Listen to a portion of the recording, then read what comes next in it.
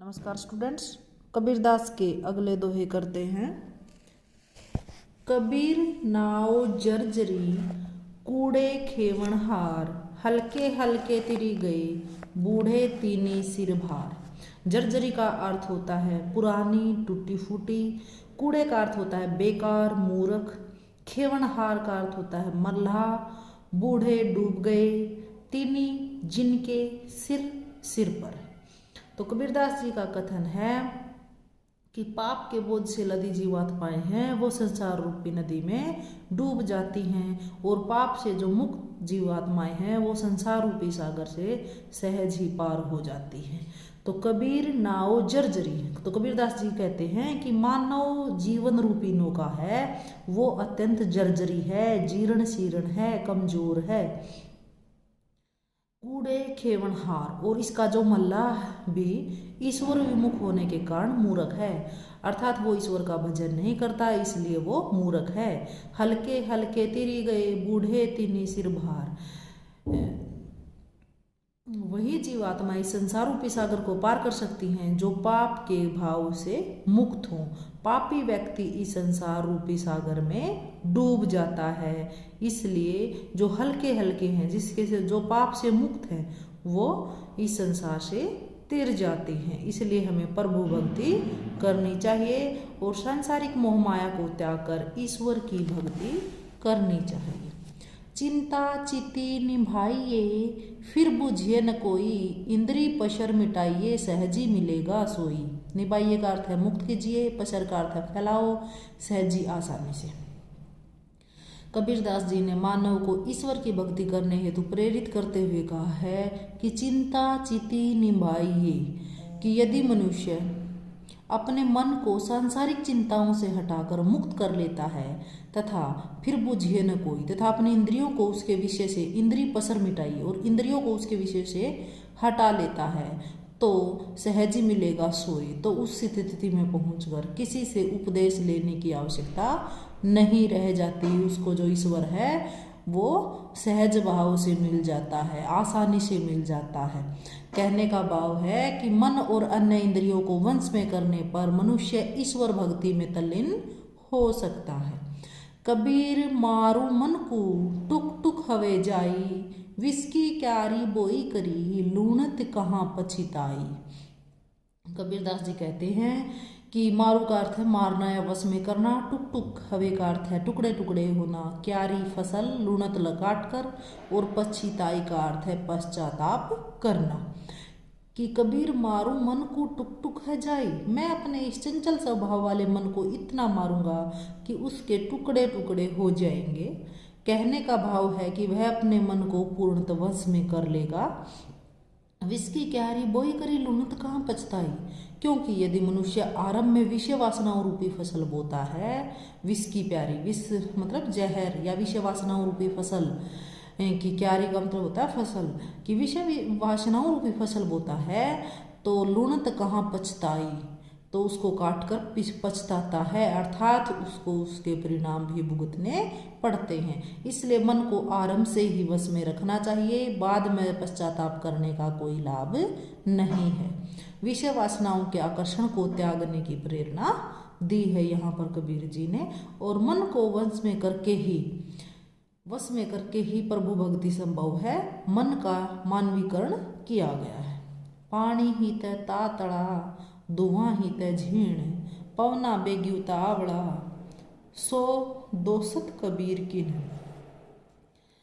पातला का अर्थ है यहाँ पर पतला अक्षीण बिल्कुल जीर्ण शीर्ण, झीण का अर्थ है सूक्ष्म, पवना वायु, बेगी वेगवान या गतिशील, उतावला का अर्थ है गतिशील। कि पानी ही तय पातला और धुआं ही तय झीण। कबीरदास जी कहते हैं कि जब जीव आत्मा संसार से विमुख हो जाती है तो वह ईश्वर को अपना मित्र बना लेता है। कवि ईश्वर के विषय में बताता है कि ईश्वर है वो पानी से भी पतला और धुएं से भी सूक्ष्म होता है, जो पवन की गति से अधिक गतिशील है। पवना बेगी उतावला सो दोसत कबीर के गिन है। कबीरदास जी कहते हैं और वह तो जो ईश्वर है वह वायु से भी अधिक गतिशील है। कहने का भाव है कि जब मन साधक के वश में हो जाता है तो उस दशा में ही ईश्वर उसका परम मित्र बन जाता है। वशीकृत मन से ही ईश्वर की अनुभूति संभव है। कबीर मन गाफिल भया सुमिरन लागे नाही, घणी सहेगा सासना जम की दरगह माही। गाफिल का अर्थ होता है मदहोश, भया हो गया, घणी अत्यधिक, सासना कष्ट, जम यमराज, और दरगह का अर्थ होता है दरबार। तो संत कवि कबीरदास का कथन है कि जिन लोगों का मन सांसारिक विषय वासनाओं में लगा हुआ है, कबीर मन गाफिल भया, वे प्रभु भक्ति की ओर प्रवृत्त नहीं होते, अर्थात सुमिरन लागे नहीं, उनका प्रभु भक्ति में ध्यान नहीं लगता है। घणी सहेगा सासना, सासना का मतलब होता है कष्ट, कि ऐसे लोगों को अंत में यमराज के दरबार में जाकर, जम की दरगह है, जम मतलब यमराज की, और दरगह दरबार में जाकर, तो ऐसे लोगों को यमराज के दरबार में जाकर अत्यधिक कष्ट सहन करने पड़ते हैं। कहने का भाव है कि मन को वश में करके ही प्रभु भक्ति में लगाना चाहिए, इसी से मानव को मोक्ष की प्राप्ति होती है। यमराज के दरबार में सहन करने वाली यातनाओं का कारण मन का विषय विकारों में लगना बताया गया है, और मानवीकरण अलंकार का प्रयोग किया गया है, और दरगह है जो ये फारसी भाषा का शब्द है। कागत केरी नावरी पानी केरी गंग, कहे कबीर कैसे तिरूं पंच कुसंगी संग। केरी का अर्थ है कि, गंग का अर्थ है गंगा नदी, और पंच कुसंगी का अर्थ है 5 तरह के विकार, जैसे काम, क्रोध, मद, लोभ नामक जो 5 विकार होते हैं, उनको ही इन्होंने कबीर जी ने पंच कुसंगी कहा है। तो कबीरदास जी कहते हैं कि कागत केरी नावरी, कि संसार रूपी नदी माया रूपी जल से भरी हुई है, जिसमें मैं पानी केरी गंग, कागत केरी नावरी, जो संसार रूपी जो नदी है या माया रूपी जल से भरी हुई है, जिसमें मैं अपनी जीर्ण शीर्ण शरीर रूपी नाव से पार करना चाहता हूँ, किंतु सबसे बड़ी कठिनाई यह है कि कहे कबीर कैसे तिरूं, कि इस नदी में मैं कैसे तिरूं, क्योंकि पंच कुसंगी संग, मेरे साथ जो 5 प्रकार के विकार हैं वो साथ लगे हुए हैं, और जिसके कारण वह यह नाव न जाने कब डूब जाए। जो 5 तरह के काम, क्रोध, मद, लोभ रूपी जो 5 विकार हैं वो मेरे साथ जुड़े हुए हैं, इसलिए मुझे डर लगता है कि कहीं नाव न डूब जाए। कहने का अभिप्राय है कि 5 विकारों के त्याग के बिना भवसागर से पार नहीं हुआ जा सकता। 5 विकार ही ईश्वर भक्ति और मोक्ष प्राप्ति में सबसे बड़े बाधक हैं। भक्ति दुबारा संकड़ा राई 10वें भाई, मन तो मंगल है रहो क्यों करी सके समाई। दोबारा का अर्थ है द्वार या दरवाजा, संकड़ा का अर्थ है संकीर्ण, राई 10वें भाई मतलब राई का 10वां भाग, जितना राई पहले ही बहुत छोटी होती है और उसका 10वां भाग तो बिल्कुल ही न के बराबर होता है। मंगल मस्त हाथी, सके समाई समा सकता है।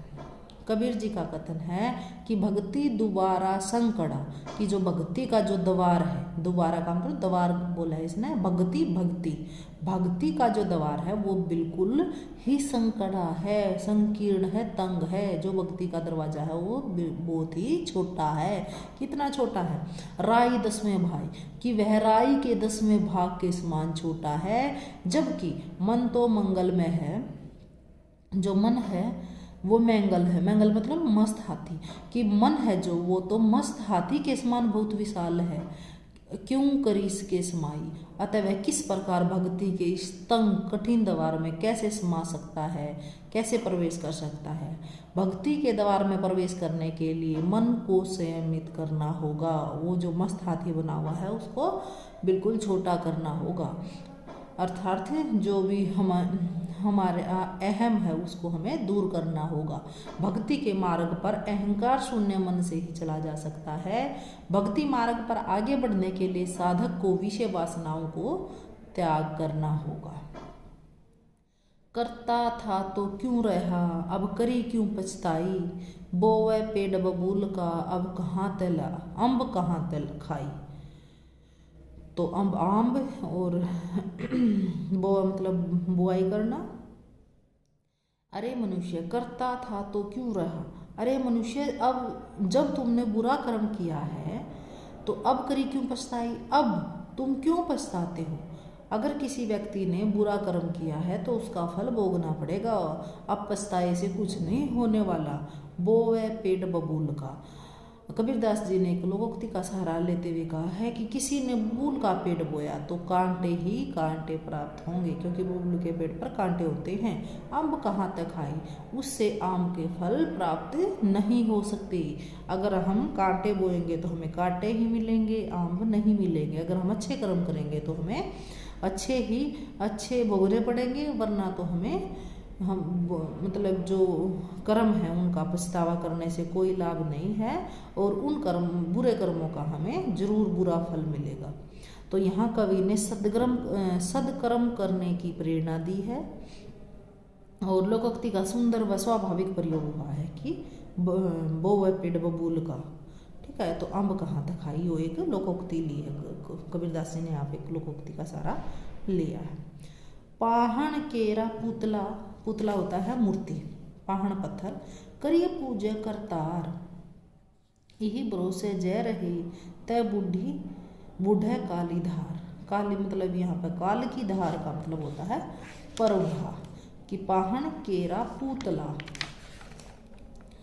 कबीरदास जी का कथन है कि यह कैसा भ्रम है कि सारा संसार पत्थर की मूर्ति को भगवान मानकर उसकी पूजा करता है।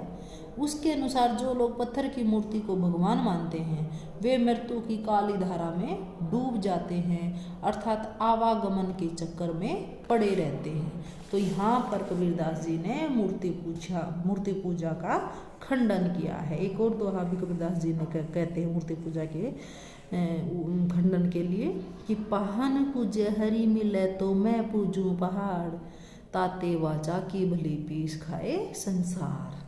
तो कवि ने इस दोहे में भी और इसमें भी दोनों में मूर्ति पूजा का खंडन किया है, उपमा अलंकार का प्रयोग किया है। मन मथुरा दिल दवारिका, काया काशी जानी, 10वां द्वारा देहुरा तामे ज्योति पिछाणी। 10वां द्वारा मतलब कि ब्रह्मरंध्र अर्थ सस्तार में स्थित वह छिद्र जहाँ से अमृत टपकता है। ध्यान करने से यहीं से परमात्मा का साक्षात्कार होता है। देहुरा मतलब देवालय, ताम में उसमें पिछाने पहचानना। संत कबीरदास जी मानव को समझाते हुए कहते हैं कि मन मथुरा दिल दवारिका, कि हे मानव तुझे ईश्वर प्राप्ति के लिए भिन्न भिन्न धार्मिक स्थलों में भटकने की आवश्यकता नहीं है। मन मथुरा, तेरा मन मथुरा है, और दिल दवारिका, और तेरा जो हृदय है वो दवारिका के समान है। काया काशी जानी, और जो तेरा ये संपूर्ण शरीर है इसको काशी समझकर तू ईश्वर की आराधना कर।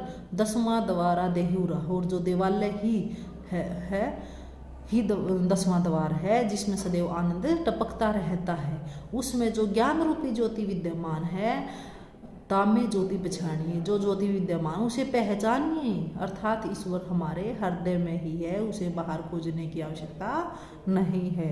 मथुरा द्वारिका और काशी जाने की जरूरत नहीं है। यहाँ कवि ने स्पष्ट किया है कि ईश्वर का निवास है वो अंतर्मन में ही है। हिंदू मुए राम कही, मुसलमान खुदाई, कहे कबीर सो जीवता, दुई में कदे न जाई। मुए का अर्थ है मर गए, खुदाई का मतलब है खुदा का नाम लेना, और जीवता का अर्थ है जीवित रहता है। दुई का अर्थ है दोनों में, कदे मतलब कभी भी। तो कबीरदास जी का कथन है कि हिंदू राम नाम और मुसलमान खुदा खुदा कहते कहते मर जाता है, किंतु वे दोनों राम या खुदा के वास्तविक स्वरूप को पहचान नहीं पाते। उनका मत है कि वही व्यक्ति जीता है जो इस संसार के भेदभाव में नहीं पड़ता तथा सच्चे मन से ईश्वर की भक्ति करता है। राम और अल्लाह एक हैं, उसका सम्मान सच्चे मन से करना चाहिए। कि जो मुसलमानों का भगवान है उसको मुसलमान खुदा कहते हैं, हिंदू राम कहते हैं, वो एक ही चीज है। संत ने बांधे गांठड़ी, पेट समाया अताले, साई सुसन मुख रहे, जहाँ मांगे तहाँ दे। कबीरदास जी ने संत को संतोषी प्रवृत्ति का वर्णन करते हुए कहा है कि कि संत कभी लालच नहीं करता। संत न बांधे गाठड़ी, संत कभी भी गठड़ी बांध कर नहीं रखता। वह कभी भी लालचवश होकर वस्तुओं की गठड़ी बांध कर नहीं चलता। वह सांसारिक सुख के साधनों को एकत्रित नहीं करता। पेट समाता ले ही, जितने की उसे आवश्यकता होती है उतना ही लेता है, अर्थात जितनी उसको भूख होती है वह उतना ही भोजन करता है, वह संग्रहण नहीं करता। साईं सुसन्मुख रहे जहाँ मांगे तहाँ तेई। इसके अतिरिक्त सच्चा संत सदैव ईश्वर के सम्मुख रहता है, अर्थात सदैव ईश्वर की भक्ति में लीन रहता है, और जब आवश्यकता होती है तो वह समाज के हित के लिए अपना सहयोग भी देता है। जो कुछ उसके पास होता है उसमें से भी वह मांगने पर दान दे देता है। कहने का तात्पर्य है कि संत होता है वो सदा संतोषी स्वभाव वाला होता है, जो कुछ उसके पास होता है उसे भी त्यागने के लिए तत्पर रहता है। सच्चे संत के गुणों का उजागर किया है, और लोक भाषा का शब्द जो गठड़ी शब्द है उसका भी यहाँ पर कवि ने बहुत ही सुंदर शब्द प्रयोग किया है। कबीर यह घर प्रेम का खाला का घर नहीं। खाला का घर होता है मौसी का घर, जहाँ पे मतलब कोई रोक टोक नहीं होती, बिल्कुल आराम से छुट्टियों में जाते हैं तो बिल्कुल आराम से रहते हैं ना कोई, क्योंकि मौसी अपने जो बहन के बच्चे उनसे बहुत ज़्यादा प्यार करती है, तो मतलब कहता है कि मौसी का घर है वो, खाला का घर है वो, ईश्वर का घर नहीं है। शीश उतार का मतलब शीश उतार कर, हाथी करी का मतलब हाथ पर रहना, तो शीश उतारे हाथी करी सो पैसे घर माही, कि कबीर यहू घर प्रेम का खाला का घर नहीं। कबीरदास जी कहते हैं कि जो ईश्वर की भक्ति है वो कोई खाला जी का घर नहीं है, जब चाहो वहाँ चले जाओ, अर्थात यह कोई सरल कार्य नहीं है। शीश उतारे हाथी करे सो पैसे घर माही, इस मार्ग पर तो वही चल सकता है जो अपना सिर उतार कर हथेली पर रख कर चल सके, ऐसा व्यक्ति ही इसमें प्रवेश कर सकता है। कहने का भाव है कि भक्ति मार्ग पर चलने के लिए अहंकार को त्यागना पड़ता है। भक्ति मार्ग पर अथवा ईश्वर के प्रेम के मार्ग पर चलने के लिए अहंकार को त्यागना अनिवार्य है। प्रेम न खेती निपजे, निपजे का मतलब होता है उपजना। प्रेम ने हाथी बिकाई, हाथी का अर्थ होता है बाजार। राजा प्रजा जिस रुचे सिर दे सो ले जाई। कबीरदास जी कहते हैं कि प्रेम है वो, ईश्वर से जो प्रेम करना है वो बहुत ही कठिन है। यह प्रेम न तो खेतों या बगीचों में पैदा होता है, और न ही हाट का अर्थ होता है बाजार, न ही बाजार में बिकता है। इसे बाजार से खरीदा नहीं जा सकता। राजा से लेकर प्रजा तक जिसकी भी रुचि हो वही अपना सिर देकर इसे प्राप्त कर सकता है। यहाँ सिर देने का अर्थ है कि अपने अहंकार पर विजय प्राप्त करना। जो व्यक्ति अपने अहम भाव को मार लेता है वही प्रभु प्रेम को प्राप्त कर सकता है। तो यहाँ पर कवि ने स्पष्ट किया है कि ईश्वरीय प्रेम को पाने के लिए अपने अहम भाव को नष्ट करना बहुत आवश्यक है, नितांत आवश्यक है। जू नैनू में पूतली त्यों खालिक गट माही, मूर्खी लोग ने जान ही बाहरी ढूंढन जाही। जू का अर्थ जैसे, नैनु का अर्थ है आंखों में, खाली का अर्थ है परमात्मा, घट हृदय ने जानी नहीं जानते हुए, बाहरी जो साधन है उनके द्वारा। कबीरदास जी कहते हैं कि जू नैनु में पूतली तू खालिक घट माही, कि परमात्मा हमारे हृदय में ऐसे ही समाया हुआ है जैसे हमारी आंखों में पुतलियां हैं, किंतु मूर्ख लोग इस बात को नहीं समझते। वे तो परमात्मा को बाहरी साधनों में ढूंढते फिरते हैं। कहने का भाव है कि परमात्मा की अनुभूति तो हृदय से ही की जाती है, उसे कहीं बाहर ढूंढने की आवश्यकता नहीं है। जो वस्तु हृदय में है उसे बाहर कैसे ढूंढा जा सकता है? ईश्वर को बाहर ढूंढने वाले, जो ईश्वर को बाहर ढूंढते हैं उनको कवि ने मूर्ख कहा है। कबीर करत है बिनती भव सागर के ताई, बंदे ऊपरी जोर होत है जमकू बरीज गुसाई। बिनती का अर्थ होता है प्रार्थना, भो सागर का संसार रूपी सागर, बंदे व्यक्ति, जम यमराज, और ब्रिज का अर्थ होता है रोकना, गुसाई का अर्थ होता है परमात्मा। कबीरदास जी कहते हैं कि वे प्रभु से प्रार्थना इसलिए करते हैं ताकि वे भवसागर से पार हो सकें। उनका मत है कि उनका वश तो व्यक्ति पर ही हो सकता है, यमराज पर नहीं। इसलिए वे प्रभु से प्रार्थना करते हैं कि वे यमराज को रोकें जो उन्हें सजा देता है। तो यहाँ पर कबीर का भगवान की भक्ति में पूर्ण विश्वास व्यक्त हुआ है और भाषा भी है वो भाव अभिव्यक्ति में पूर्णतः सक्षम है। तो ये इसके सारे दोहे हैं वो खत्म होते हैं, समाप्त होते हैं यहीं पर। तो अब हम इसकी भाषा शैली देख लेते हैं और छंद अलंकार का जो भी इसने प्रयोग किया है उसके बारे में एक बार बात कर लेते हैं कि कबीर की भाषा के संबंध में एक मत तो है नहीं, क्योंकि अलग अलग विद्वान इसकी भाषा को कोई सदुकड़ी कहता है, कोई पंचमेल खिचड़ी कहता है, क्योंकि इसकी कोई एक भाषा नहीं थी। ये अनपढ़ थे, इसलिए इन्होंने जन भाषा का प्रयोग किया है। इनकी भाषा में राजस्थानी, पंजाबी, खड़ी बोली, पूर्वी हिंदी, ब्रज और फारसी आदि भाषाओं के शब्दों का प्रयोग हुआ है। आचार्य रामचंद्र शुक्ल जी ने कबीर की भाषा को सद्दुकड़ी भाषा कहा है। तो हजारी प्रसाद द्विवेदी ने भाषा पर कबीर का जबरदस्त अधिकार था और वे वाणी के डिक्टेटर थे। तो ये बात हजारी प्रसाद द्विवेदी ने इनके बारे में बोली है। और श्याम सुंदर दास ने इनकी भाषा को पंचमेल खिचड़ी कहा है। छंद और अलंकार, कबीरदास का लक्ष्य वो कविता लिखना नहीं था, वो तो सिर्फ उपदेश देना चाहते थे। कविता तो उनके लिए अपने भावों को व्यक्त करने का एक साधन था। उन्होंने अपनी कविता में मुक्त दोहा और चौपाई और पद का प्रयोग किया है। तो कबीरदास ने दोहों को साखी और पद को शब्द कहा है। उनके काव्य में अनेक राग रागनियाँ मिलती हैं। कबीर के काव्य में अनेक अलंकारों का भी सहज ही प्रयोग हुआ है।